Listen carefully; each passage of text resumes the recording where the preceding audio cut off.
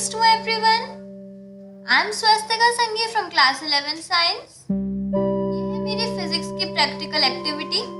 हमें टॉपिक दिया गया था कि हमें कुछ भी अरुणाचल प्रदेश या मेघालय के कल्चरल आर्ट को प्रेजेंट करते हुए उसको फिजिक्स से रिलेट करना है। तो मैंने लिया है यहाँ पे आर्किटेक्चरल आर्ट जिएंग किएंग जरी। ये एक रियल में बायो इंजीनियरिंग मार्वल है वहाँ का, और इसका मतलब है लिविंग रूट ब्रिज। ये वर्ड वहाँ की खासी ट्राइबल कम्युनिटी की नेटिव लैंग्वेज से लिया गया है। तो आइए हम देखते हैं ब्रिज क्या है।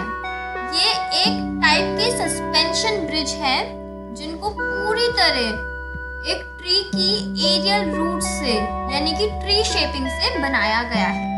कौन से ट्रीज लिए गए हैं?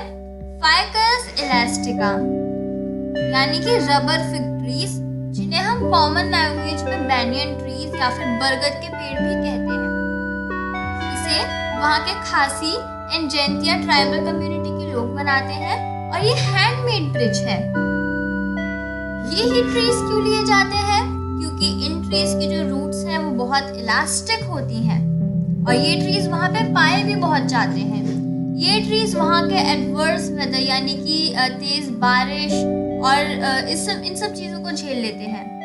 अब वहाँ पे जो कन्वेंशनल स्टील एंड कंक्रीट के ब्रिज हैं ज़्यादा टाइम सरवाइव ही नहीं कर पाते, क्योंकि वहाँ पे हमेशा अर्थक्वेक, लैंडस्लाइड या फिर फ्लड्स का खतरा होता है।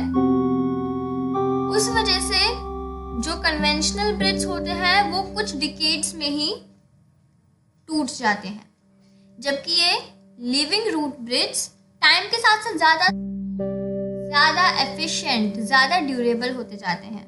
इनको बनाने के लिए आपको मनी नहीं केवल टाइम चाहिए, और क्योंकि ये नेचुरली ग्रो होते हैं इस वजह से ये ज़्यादा सस्टेनेबल है। इससे इकोलॉजी पे, नेचर पे कोई प्रेशर भी नहीं पड़ता है। क्या ये कितने ड्यूरेबल हो सकते हैं? कई सेंचुरीज तक। आपको वहाँ पे 500 इयर्स पुराने ब्रिज तक मिल जाएंगे, क्योंकि ये नेचुरल है, ग्रो होते रहते हैं, ये खुद अपने आप को रिन्यू कर लेते हैं, ज़्यादा स्ट्रेंथन कर लेते हैं। इस वजह से एक बार पूरी तरह बन जाने के बाद इन ब्रिज को आपके मेंटेनेंस की भी ज़रूरत नहीं होती है। और इन ब्रिज का इतिहास बहुत पुराना है। जितने पुराने ब्रिज है उससे भी पुराना इनका इतिहास है। आइए देखते हैं हम ये ब्रिज कैसे बनाए जाते हैं। जो विलेजेस होते हैं मेघालय में, जो रिवर के दोनों किनारों पे विलेजेस होते हैं, तो रेनी सीजन में जब बाढ़ आने के खतरे रहते हैं, नदियाँ बहुत ऊपर तक आ जाती हैं, ओवरफ्लो होने लगती है, तब वहाँ पे कनेक्टिविटी के लिए इन ब्रिज को बनाया गया था। और इन ब्रिज को बनाने में काफी सारे कम्युनिटीज के लोग साथ में मिलके आते हैं।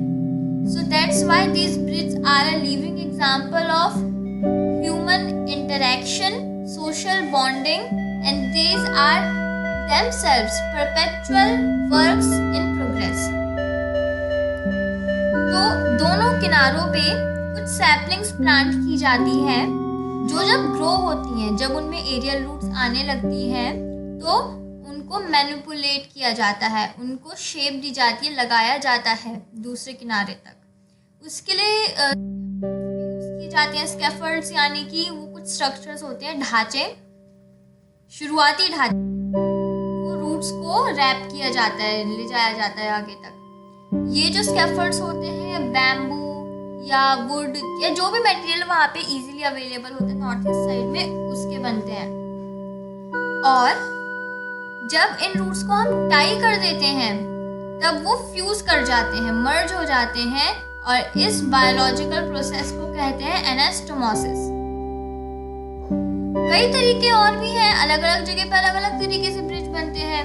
जैसे कि जो पेरिशेबल मटेरियल्स होते हैं, जैसे कि एरेका नट पाम्स यानी कि सुपारी के खोखले तनों को हॉरिजॉन्टली यानी कि नदी के ऊपर दोनों जगहों को कनेक्ट करते हुए लंबे लंबे उन ट्रंक्स को लगाया जाता है, और उन होल्स में से रूट्स को निकाल के दूसरी तरफ ले जाते हैं।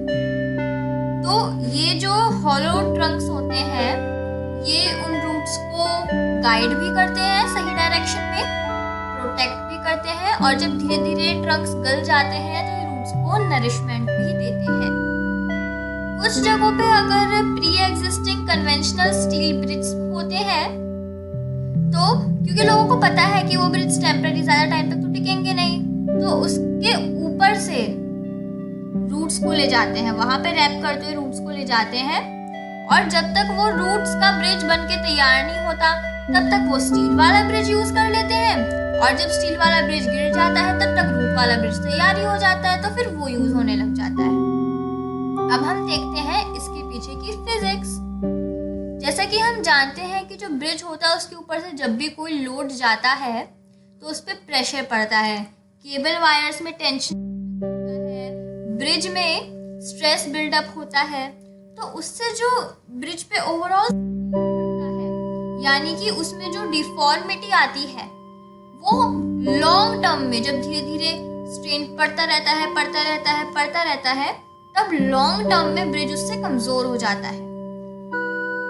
एक ब्रिज पे कितना प्रेशर पड़ता है इसी बात पे उसका लाइफ टाइम डिपेंड करता है। लेकिन जो ये ब्रिज है ये क्योंकि नेचुरल है, ट्रीज के रूट से बने हैं, तो ये ज्यादा इलास्टिक है और ज्यादा स्ट्रॉन्ग भी है और ज्यादा टाइम तक चलते भी हैं, क्योंकि हमें पता ही है कि बैनियन ट्री का लाइफ स्पैन कितना ज्यादा होता है।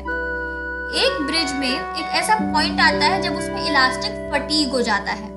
हमें अगर फटीग हो जाए तो हम तो रेस्ट करके वापस नॉर्मल हो जाते हैं, लेकिन अगर ब्रिज में फटीग हो जाए तो वो एक क्रिटिकल पॉइंट होता है, एक डेड पॉइंट, जिसके बाद ब्रिज पे हल्का सा फोर्स पड़े तो भी वो टूट सकता है। लेकिन जो ये ब्रिज है इनके स्टेम सेल्स लगातार रीजनरेट होते रहते हैं, ट्रीज के लगातार रीग्रो होते रहते हैं, इस वजह से ये अपने आप को हील भी कर लेते हैं और इनकी इलास्टिसिटी मेंटेन रहती है। और इसी कारण से क्योंकि जब इनकी रूट्स मोटी होती रहती है टाइम के साथ साथ तो कई सालों बाद ये और अच्छे हो जाते हैं, टाइम के साथ ही ज्यादा एफिशिएंट हो जाते हैं, ज्यादा स्ट्रांग हो जाते हैं। तो इस वजह से ये ब्रिज बहुत ज्यादा अच्छे हैं वहां के लिए। अब ये आपकी स्क्रीन पे कुछ फेमस एग्जांपल्स हैं। आप फर्स्ट फोटो देख रहे हैं, ये है पाइनर्सला के फेमस ब्रिज की, दुनिया का लॉन्गेस्ट लिविंग रूट ब्रिज है जिसकी लेंथ 50 मीटर से भी ज्यादा है। नेक्स्ट पिक्चर है नोंग्रियाट के double decker living root bridge की। कई गाँव में भी डबल डेकर ब्रिज मिलते हैं, लेकिन ये एक बहुत फेमस एग्जाम्पल है जिसमें एक के ऊपर एक ब्रिज बना रखा है नेचुरली ट्रैफिक को कम करने के लिए। थर्ड पिक्चर है रंगथिलियांग के ट्रिपल डेकर ब्रिज की, ये उसको कनेक्ट करता है बट अनफॉर्चुनेटली ये डैमेज हो चुका है तो इसलिए अब यूज नहीं होता है। जो लिविंग और जगहों पे भी यूज होता है, लेडर्स के कंस्ट्रक्शन में, प्लेटफॉर्म्स के कंस्ट्रक्शन में, जैसे कि जो फुटबॉल फील्ड्स होते हैं वहां पे ब्लीचर्स बनाने के लिए इस तरह के आर्किटेक्चर का यूज होता है। अब जैसे कि आपने ट्रिपल डेकर ब्रिज देखा, वो अब यूज में नहीं आता है, तो जो भी ब्रिज नॉन फंक्शनल हो जाता है उसका क्या होता है? Well, they become a part of the nature. ये ब्रिज पोल्यूशन तो फैलाते नहीं, they are more sustainable without damaging the ecology.